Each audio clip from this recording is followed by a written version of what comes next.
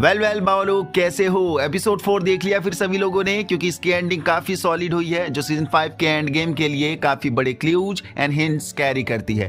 क्योंकि यहाँ होमलैंडर को गॉड नहीं बनाया जा रहा है। सबसे डेंजरस बात, लोग उसे खुद गॉड मान भी रहे हैं, जस्ट लाइक और अंधभक्त। बट असली गेम यहाँ नहीं है। एक तरफ होमलैंडर अपनी इमोर्टैलिटी के पीछे भाग रहा है, दूसरी तरफ कोई और ऑलरेडी उस पावर के साथ शैडोज में मूव कर रहा है, और बीच में एक ऐसी सच्चाई छुपी हुई है जो बताती है कि सूप्स बने कैसे थे और उन्हें खत्म कैसे किया जा सकता है। तो आज हम एंडिंग ब्रेकडाउन वीडियो में ये गॉड क्रिएशन कैसे हो रहा है, कौन इसको कंट्रोल करेगा और वो कौन सा हिडन प्लेयर है जो पूरा गेम फ्लिप कर सकता है एट द एंड, ये सब बात करने वाले हैं। सो एंडिंग में जो हम देखते हैं वो सरफेस पे एक सिंपल सेरेमनी लग सकती है, लेकिन अंदर ही अंदर ये गॉड क्रिएशन रिचुअल है। वॉट का नया रेजिमे ऑलरेडी स्टैब्लिश हो चुका है और उसको लेजिट बनाने के लिए उन्होंने क्रिएट किया है डेमोक्रेटिक चर्च ऑफ अमेरिका। अब यहाँ एंट्री होती है ओ फादर की, एक ऐसा सूप जिसकी पावर सिर्फ स्ट्रेंथ नहीं बल्कि कंट्रोल है। उसका स्क्रीम सिर्फ आवाज नहीं है, वो एक साइकोलॉजिकल ओवरराइड है, एक ऐसा सोनिक मैनिपुलेशन जिससे लोग अपनी सोच खुद सरेंडर कर देते हैं, मींस सम्मोहित हो जाते हैं। और जैसे ही वो अपनी फुल पावर रिलीज करता है,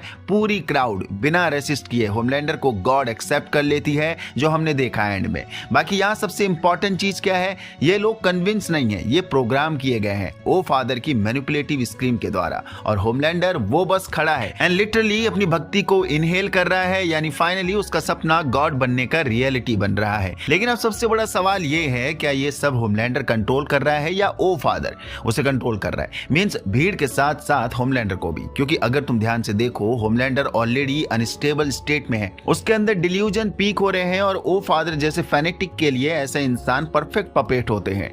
यानी पॉसिबिलिटी ये भी है कि होमलैंडर सोच रहा है कि वो गॉड बन रहा है, लेकिन असल में कोई और उसकी कहानी लिख रहा है, means O father. And O father बिल्कुल भी रेसिस्ट नहीं करता होमलैंडर के गॉड बनने के इस आइडिया से, जब उसके सामने इंट्रोड्यूस किया गया। इसके पीछे एक सॉलिड रीजन ये भी है कि ओ फादर ऑलरेडी कर्ज में डूबा हुआ है एंड ये उसे अपॉर्चुनिटी के रूप में देखता है। ओ फादर जानता है कि होमलैंडर के नाम पर वॉट को एंड उसके चर्च को अंधा पैसा मिल सकता है, तभी तो एक मैनिपुलेटिव मूव चलाया यहाँ ओ फादर ने। चर्च का नाम बदल के डेमोक्रेटिक चर्च ऑफ अमेरिका रख दिया, क्योंकि उसे पता है रिलीजन के नाम पर लोग अंधे होते हैं और गू भी खाने का दम रखते हैं, तो पैसा तो अंधा बरसेगा ही बरसेगा।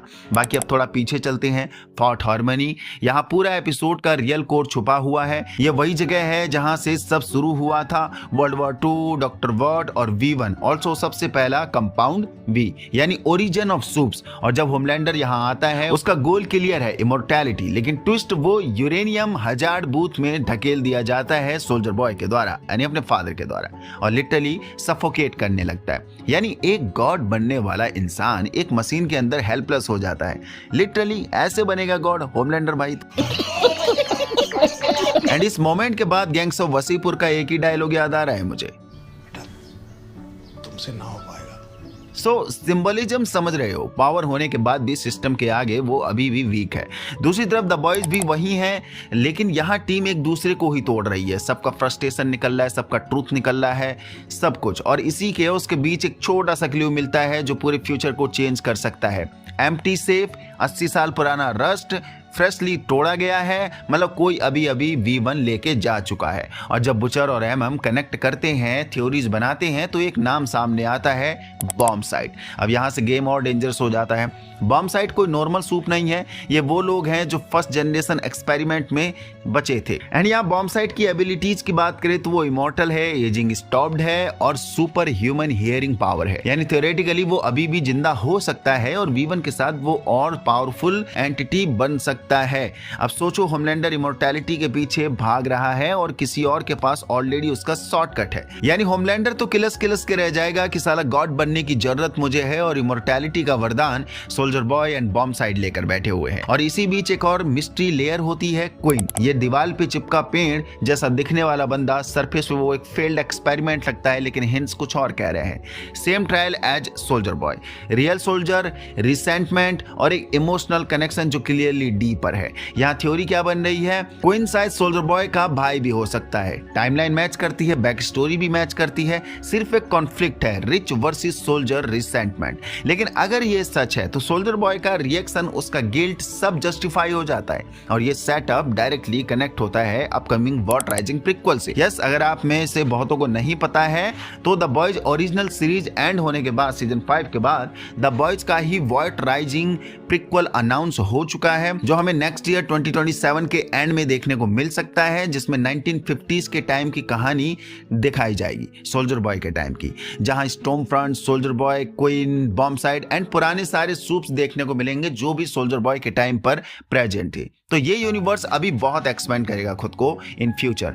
Back to the plot. So अब आते हैं सबसे डिस्टर्बिंग मोमेंट पर। ट्री, वो ट्री नहीं है, वो एक इंसान है, क्वीन, जो म्यूटेट होके एक रेज बेस्ड एंटिटी बन गया है। मतलब जैसे कोई डार्क डिस्ट्रक्टिव एनर्जी से बना हुआ हो। ये सिर्फ बॉडी हॉरर नहीं है, ये वॉट के एक्सपेरिमेंट का डार्केस्ट रिजल्ट है।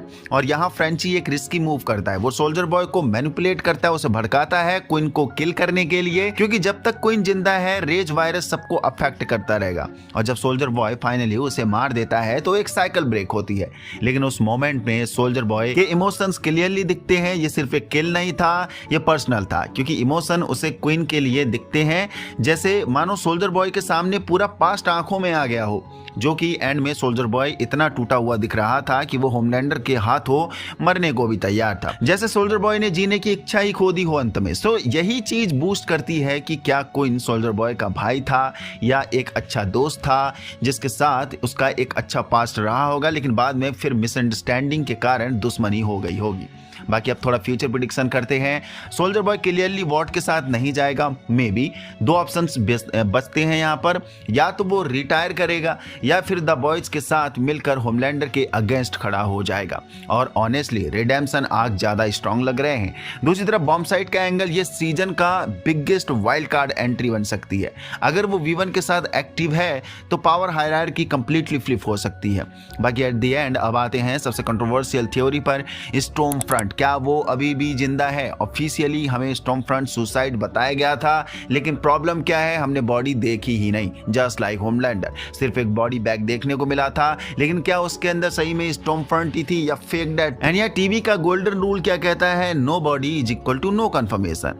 वॉट जैसी कंपनी के लिए डेथ फेक करना कोई बड़ी बात नहीं है, क्योंकि यही फॉर्मूला हम सोल्जर बॉय के साथ भी देख चुके हैं, एक बार नहीं दो बार। सीजन 3 के एंड में हम मान रहे थे कि सोल्जर बॉय मर ही गया है, लेकिन सीजन 4 में वो वापसी कर गया। तो इससे बड़ा एग्जाम्पल और क्या हो सकता है? सो यहाँ थ्योरी ये बनती है कि स्टॉर्म फ्रंट को सीक्रेटली एक्सपेरिमेंट के लिए भी तो रख सकते हैं या फ्यूचर के लिए प्रिजर्व कर सकते हैं। और अगर तुम रीसेंट हिंट्स देखो, वॉट राइजिंग में स्टॉर्म फ्रंट्स ऑलरेडी रिटर्न कर रही है पास्ट टाइमलाइन में, और बॉम्बसाइड जैसे ओल्ड सूप्स इंट्रोड्यूस हो रहे हैं। तो पॉसिबिलिटी ये है कि सो पास्ट और प्रेजेंट को कनेक्ट करेगा। एंड इसी स्टॉर्म फ्रंट अलाइव एंगल को लेकर फैन थ्योरीज और भी वाइल्ड हो रही हैं मार्केट में।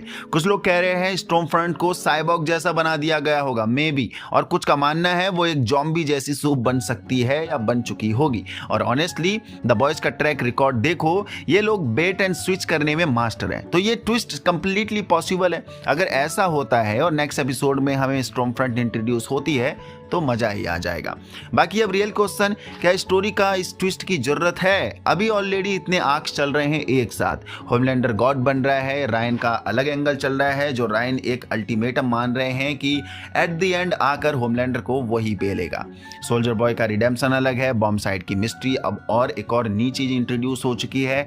ऐसे में स्टॉर्म फ्रंट का भी एंगल एंट्री कर जाएगा, तो स्टॉर्म फ्रंट को वापस लाना ये तो मास्टर स्ट्रोक होगा ही, या फिर अननेसेसरी ओवरलोड हो जाएगा। ये खैर तुम बताना नीचे कमेंट बॉक्स में। और अंत में सबसे बड़ा सवाल, जब एक इंसान को गॉड बना दिया जाता है और लोग उसे ब्लाइंडली फॉलो करते हैं, तो विलेन कौन है? वो खुद इंसान, ये वो लोग जो उसे गॉड बनाते हैं? सोचो इस बारे में, क्योंकि नेक्स्ट एपिसोड में शायद फाइट सिर्फ सूप वर्सेस ह्यूमंस की नहीं होगी, बल्कि बिलीव वर्सेस रियलिटी की होगी। ये था एंडिंग एक्सप्लेन एपिसोड 4 के लिए, जो काफी मार्वलस डिटेल कैरी करता है। यस, थोड़ा सा स्लो था, बट देखा जाए तो फ्यूचर के लिए, एंड गेम के लिए काफी कुछ बिल्डअप हो रहा है यहाँ पर। ये था ब्रेकडाउन। अभी के लिए यहाँ तक पहुंच गए हो तो सबको पसंद लाइक कर दीजिए, चैनल को सब्सक्राइब कर दीजिए।